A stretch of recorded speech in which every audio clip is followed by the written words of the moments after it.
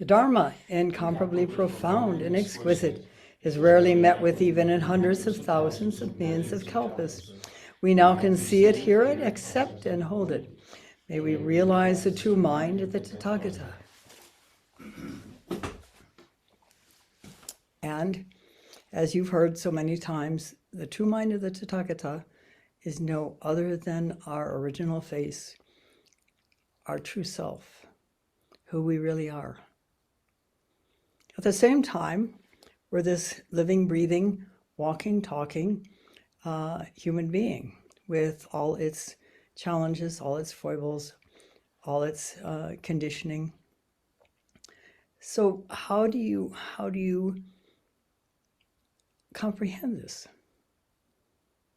Form, we are form, is emptiness. But how can you understand that emptiness? It's not void. And of course, if you in this form try to run in front of a truck that's speeding down the highway, very quickly you'll recognize that you're not empty. But at the same time, when you can realize that form is emptiness and emptiness is form, that you are both this human being as well as no one. So this is day 3 of this October 2023 session here at Mountain Gate in northern New Mexico on a beautiful fall day. And I'd like to share with you first quite a wonderful metaphorical poem written quite a few years ago by a woman named Virginia Hamilton Adair. It appeared in the New Yorker magazine in 1998. I believe she is no longer with us. The expression is one of her trajectory at the beginning of Zen practice and through the process of Zen practice. And I think we can all probably relate to this. It's quite apt. It's called Zazen.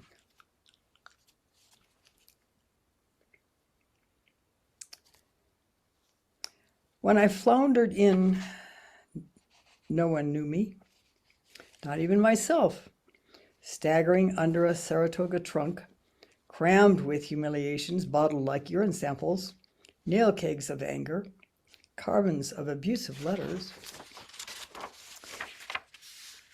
chemistry quizzes with F's, even the horse I never had, and 2 casseroles left over from the dime-a-dip supper. No one remarked that I'd brought too much. I was wearing 3 fur hats, donated by opulent cousins, my feet encased in cement ever since the failure of the patio project, and my mouth full of barbs as an old trout. No one praised my appearance. The trunk fell off my back, disgorging its unusual contents at my stone feet, which also came off. The fur hats tumbled like a moth-eaten avalanche, burying a small monk. No one noticed. My sweat began to dry. I folded myself into one piece. No one.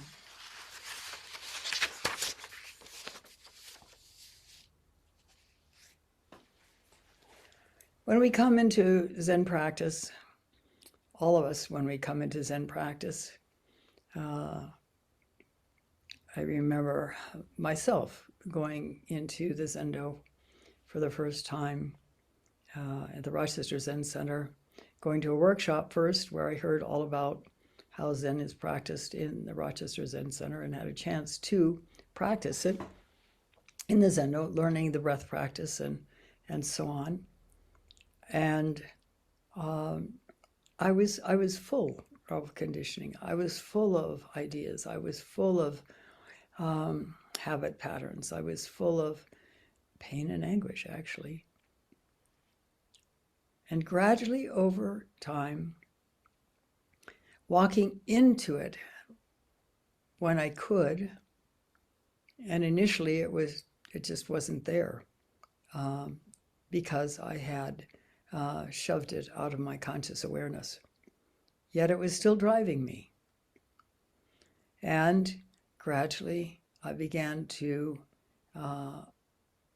remember things.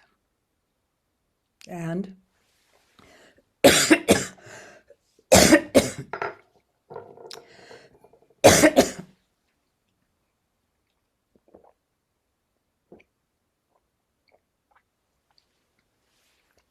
most of what I remembered was quite painful, because it was. And yet, when I was willing to walk into the pain in my body, the anguish in my body, the fear in the body, the terror that was also there in my body, it began to dissolve. There was a lot of work to be done, and it took many, many years, and also many, many days of working with therapists. Gradually, I began to become free of some of these things. But initially what happened was, as I became aware of them, they sort of came out in full force. And it was a bit of a shock. The terror that I had stuffed from my earlier years, my childhood, and for ongoing incidents as well, suddenly was quite intense, because I hadn't allowed myself to feel it for so long. But I did gradually work with it, gradually understand more and more about how it came up, why it was there, and more importantly, was able to gradually melt it, I guess is the best way to say this, through working with therapists, and also especially through working with a felt sense. In 1981, 82, Eugene Gendlin, who was actually a philosopher at University of Chicago, but spent most of his time working with the psychology department, had discovered that there was a difference between how people in therapy worked, if they were going to be successful, or if they were not going to be successful. And he discovered that the people who were successful in their therapy were ones who were willing to tune into their bodies, even though they might actually be shaking or feeling quite dreadful. They were able to tune into the energy of their bodies and stay out of the thoughts. And in doing so, they were able to go forward with far greater speed than others who didn't do that. And so it also affected their Zazen. The ones that weren't willing to go into their bodies and feel the energy in their bodies, ended up taking decades and never really making any progress in their work with these problems that they had, these challenging behaviors that they had. So he wrote a book called Focusing, and it tells step by step how to do this. It's a very important thing for any Zen practitioner to do, whether or not we are working with a therapist, whether or not we feel we have anything buried. Because nobody comes to Zazen without some reason.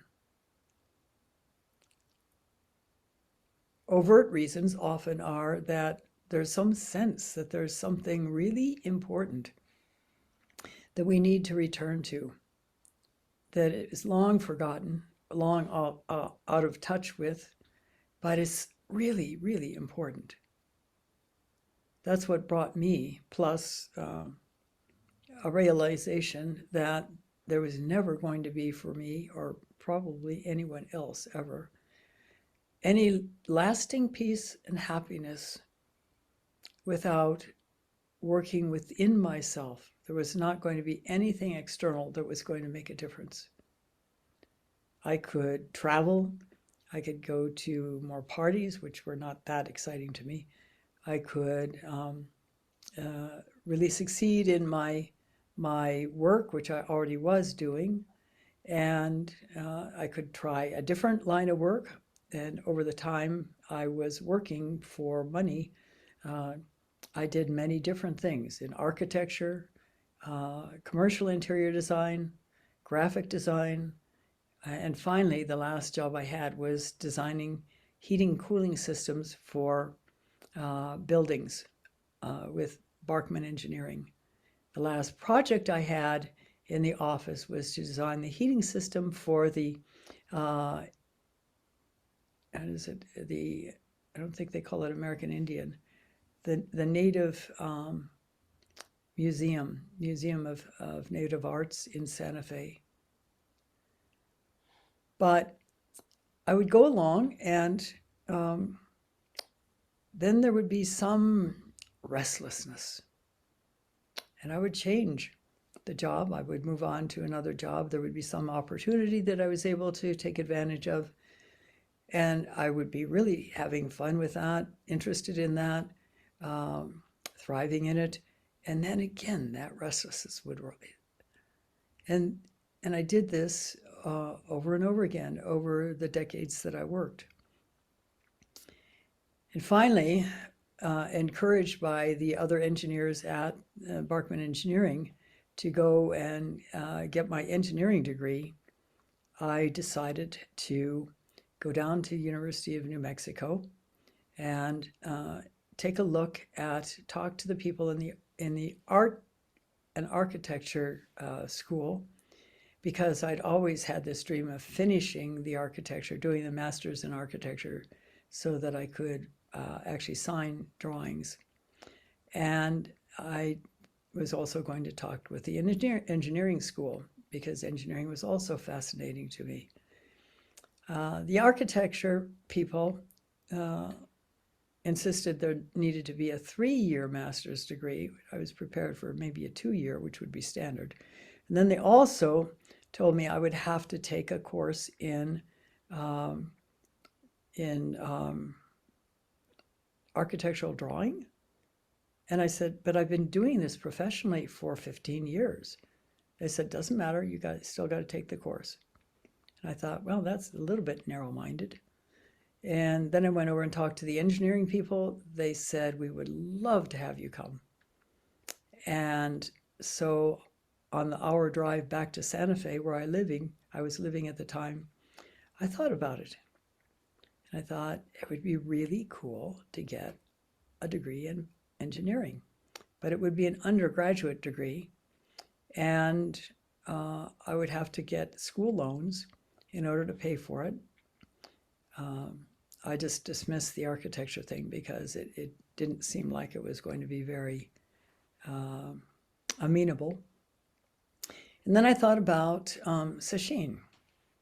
And if I was working in an office, I would get to go to maybe 2 sesshin a year.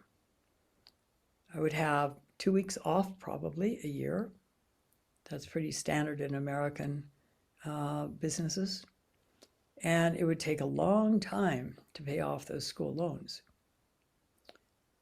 And then I realized that doing 2 sesshin a year was not going to be sufficient. I felt a great need to do much more than that. And so that's when I went back to Santa Fe. Roshi Keplo had asked me to become one of his attendants for the months that he was going to be in Mexico. I did that actually 2 years in a row. And the second time I asked him to ordain me, making a commitment to Buddhist practice for the rest of my life.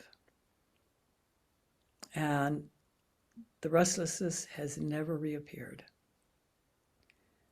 One might say that karmically, my path really was to be on this one, doing a lot of Zazen, going deep into my being to uncover my true nature, which has been an ongoing process, to do the long maturation, which also is an ongoing process. And it has been immensely fulfilling and exactly what I needed to do in this life. But the early beginning was pretty rough. There were several years in my first years of being at the Rochester Zen Center. And initially, when I went to the center, went to the first workshop and the first session, I was actually living in Istanbul, Turkey. And when I went back from that first session, which was only 4 days long, and was very, very difficult, until the day after the session, and it's so amazing that the morning after the sessions always ended on Saturdays in Rochester, and on Sundays the Zen was open to the whole Sangha. And so I went down early and sat without moving for 2 hours, not realizing that time had gone by, deeply absorbed in the practice. And yet when I returned to Turkey, I could not even bring myself to walk across the threshold into the room where my mat and cushion were for 3 weeks. It was like 2 magnets facing the wrong direction and repelling each other. But eventually I was able to go back again. Doing Zazen was not easy. And eventually I realized that I was going to have to go and live at the Rochester Zen Center, where I would have to go to all the sittings, and there would be no choice. There was no option to stop at the doorway and turn around back. So in November 1976, I went back and went to the first 7-day session. In those days, you had to go to a 4-day session with senior people leading it before you could go to a 7-day session and have a teaching by the Roshi. It took until August the next year before I actually was accepted to the Rochester Zen Center. In the meantime, I did everything I could to go to every single sitting. I rented a room for the amazing cost of $12 a month in what was in those days called Sangha houses, where Sangha members, who were all about 10 years younger than I was in my early 30s then, would gather together and rent one of the wonderful old Victorian houses in the area, and rent a room and share bathrooms and kitchens and responsibilities for keeping the thing clean. But every morning I was walking down the street 3 blocks to the Rochester Zen Center and sitting, and then I would go and clean houses, because I didn't have any other way to make a living at that point in time, and to get a regular job wouldn't have worked because I wouldn't have been able to go to sesshin. But when you're cleaning houses and you're paid in cash, you have enough money to pay your rent and eat, and you can still go to sesshin because you don't have any limited schedules. And then eventually in August, I was accepted to come and live and train at the Rochester Zen Center. And that meant going to every single sesshin, which I actually had been doing before that when I was in Rochester. And it was really, really, really challenging, because I was facing myself, I was facing my history, I was facing the places where I was caught, I was facing the difficulties of even accessing feelings because I had shut down when I was much, much younger. And so I just persisted. I saw no other alternative. I couldn't go back to living the way I was because there was always this restlessness that appeared.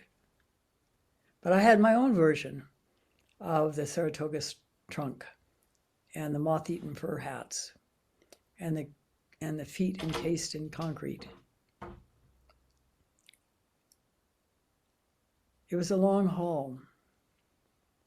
There would be sesshin after sesshin where I would come out totally depressed, partly because Roshi Kapleau would always say at the beginning of the sesshin, make this sesshin when you really break through.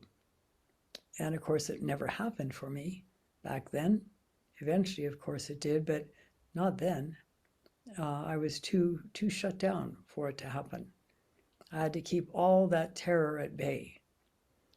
But eventually, the terror began to leak out. I began working with a therapist. My Zazen began to go deeper, and my life began to be much, much different. Many people start doing Zen practice, get to the first hurdle, and turn back, which is a very sad thing because Zen practice can be truly, truly liberating in ways that you cannot even conceive. When you can drop the Saratoga trunk, whatever version you have of it, when you can drop the moth-eaten fur hats, when the concrete encased feet, the concrete drops off, and things begin to change. Of course, part of what happens is that you become more aware of the hidden pain that is beginning to come to light. And that offers a chance to do one of two things: turn your back on it and stay caught, or open your arms and embrace, no matter how difficult or painful it feels, the energy that represents that. There is no point in going into the stories. All that is stories, and it has no potential for freeing anyone from anything. There is a disconnect between realizing an experience in your body and talking about it. And this is expressed when people see an accident, a traffic accident, for example. There may be 4 people, one on each corner, and 2 cars collide in the middle of the intersection. And when the police interview every single one of them, they each have a different story. They all saw the accident. And if that could have been photographed in their head and replayed, it would be accurate. But when they take it up into their heads and try to speak of it in thought and in words, it gets all scrambled. This is classic brain psychology. So there's no point in getting into stories about your history, or stories about whatever difficulties, or stories about whatever pain, because that's not going to get us anywhere. The only way it'll work is if we go into our body and feel the energy, the static energy, the energy of terror, which I felt many, many times over, the energy of anxiety, which I felt many, many times over. When I first started teaching, I was scared silly to give a talk. It doesn't bother me at all now, and I actually enjoy it. I enjoy sharing my experience with people in hopes that something will come positive for each one as a result. I have a good friend who's also a very deep Zen teacher. She and I actually were ordained as Zen priests at the same ceremony. And she once told me, when I told her about that, she said, first time I had to give a public talk, I fainted dead weight. So we have these innate fears, and usually there's some logic to them. Something has happened in our past that makes us frightened of, in a sense, exposing ourselves to potential criticism, to potential loss, to potential abandonment, because we have experienced all those things before and we know how much they hurt. And we don't want to go through it again. But with continuing Zazen and continuing to open to those stuck places, we eventually will be able to work with them through the body, through the felt sense, and become free. And we'll walk one day into a situation where we ordinarily would have been terrified, and we'll suddenly realize, I'm not afraid anymore. It's quite remarkable. And in the process, you're beginning to get closer to who you really are. This bundle of conditioning, which creates the self-image, begins to thin out as it's worked through. And as it begins to thin out, the self-image also begins to thin out. And it's the self-image that keeps us trapped in a narrow box, unable to really freely respond to life. And that means also freely to enjoy, freely to feel. And so it's important. It's like in the early years of practice, these things begin to come up for us. The history begins to come up for us. Where we're caught begins to come up for us. And if we take the bull by the horns and really tune into them with the help of a therapist, if that is appropriate, and often is, then we gradually become free of those issues and are able to move about more freely in life, experience more fully in life, open to experiences more completely in life, and drag our what had been our concrete encased feet into those things and be fearful. This is our potential in Zen. And part of what I've described is the long maturation. All along the way, you're making inroads into where you're caught and beginning to let yourself become more free. And eventually, when you're not as invested in those caught places, in that self-image, a sudden awareness can come that will be liberating.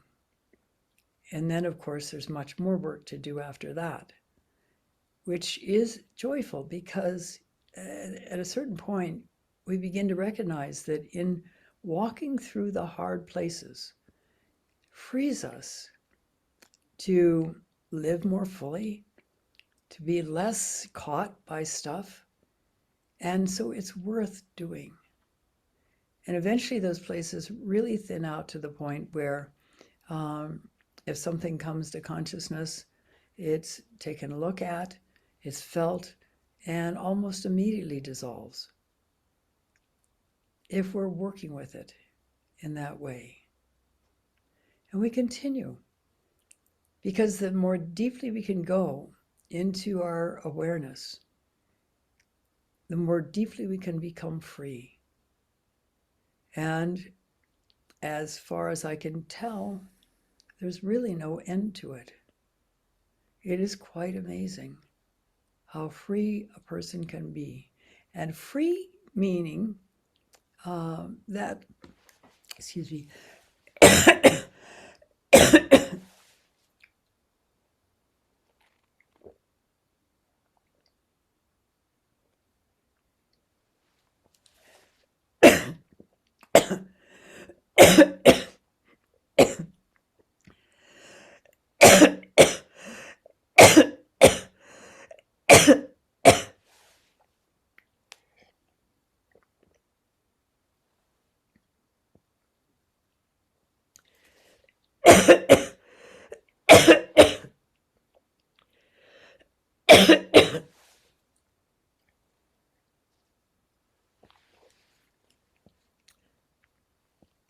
so free that what would have bothered us in the past no longer does. There's a little blip, we feel it, it disappears. That's how free you can become. And there's far more times when nothing comes up because there's nothing left to come up. And we become able to face very difficult circumstances without being hung up by them, without being caught by them, without suffering from them. They may hurt, but it's not a problem.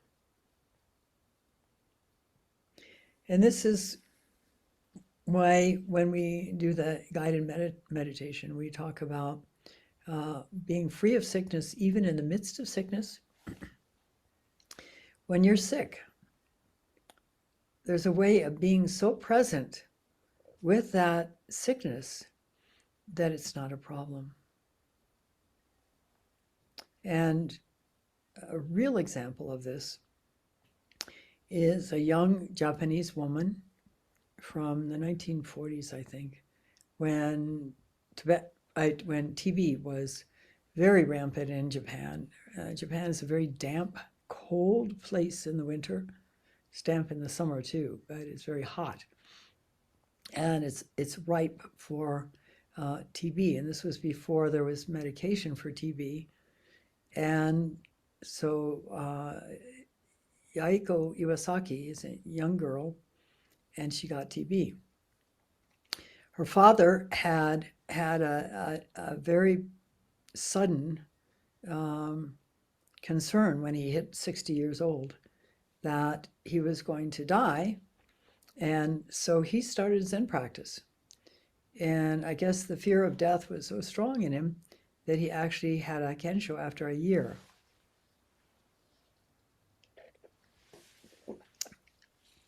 Inspired by that, Yaiku also started Zen practice. And as she got sicker and sicker and sicker, and eventually she did die from TB, she continued to deeply work on Zen practice. I doubt that she could have done much in the way of the extended out breath because with TB, it's a lung condition often, not always, sometimes it hits you in other areas. I knew a pediatrician in Burma actually whose ankle suddenly broke, and it was because she had TB in her ankle. But in this case, I think that Yaiku's TB was in her lungs. And so you're coughing constantly, far more than I've been doing in the last year. And you're eventually coughing up blood. And you just get sicker and sicker and sicker. And there's no way of healing in that damp, cold climate. And as she became more sick, she went more deeply into her practice. And one day she had a very deep Kensho experience. We know about this because Mitra-roshi was aware of her and was with her, actually. Every single day for the next 3 weeks, she had a deeper Kensho experience. And Mitra-roshi wrote that when she died at the end of those 3 weeks, it was the most peaceful death he had ever seen. So, in the midst of sickness, she was free of sickness and motivated deeply to find her true nature, her original face, who she really was. There are many stories like this. One of our challenges in the West is that there are a lot of distractions, particularly these days, with our cell phones and our computers and our computer games and our tablets and all the rest. And so it is, we're pulled often far away from Zen practice, unless there's some deep need to become free, deep need to live differently, deep need to change the way we're living so that it's a peaceful way of living and where we're able to surf any difficulties with ease. And so it's only if we have a deep enough vow, in a sense, that we will stick Zen practice out. And it's quite wonderful when we meet people who have a deep vow and are willing to really go for it, because it's so heartening and it's so exciting to see another human being knowing that they can become truly free, knowing that they can become able to meet whatever circumstances there are in their life, no matter how bad or good, how frightening or how easy, without being torn apart by it, without being,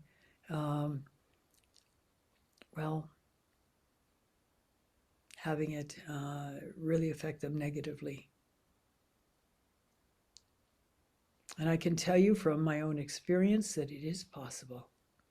I can also tell you that it takes a while. I started Zazen January 1st, 1974. I was in deep anguish at the time. Luckily, about 3 months before that, I had realized that there was nothing outside that would ever give me lasting peace and happiness. And it was very clear that that was the case. And so I had to turn to the only thing that I knew would help me go inside, which was Zazen. And it's been a very concentrated practice since then, particularly once I got to the Rochester Zen Center, and then continued on to Sogenji after 20 years at the Rochester Zen Center, and continued training with Mitra-roshi until just a couple of years ago. It's been so worth it. So worth it. And yet, maybe 10, 12 years ago, I was in such physical pain between my knees and my back that I sat a whole sesshin in Seiza with my fists holding my body up enough that I wouldn't have pressure on my knees or my back. And I figured I'd really not gotten anything out of that sesshin. I realized afterwards that it had been a worthwhile sesshin, despite the focus on the extreme pain. Eventually I had knee replacement. Eventually I ended up getting shots in my back because I had a childhood injury that damaged my lower back and resulted in a lot of pain after that. So there was a reason for all that pain. Plus, it's well known that when we tighten our muscles, it can provide pain. It can create pain because of the tension. I learned a lot about how to work with pain in those years. And it was worth it. But still, I had done a lot of damage to my knees since childhood when they kept me in high shoes until I was 6, so my ankles never got strong.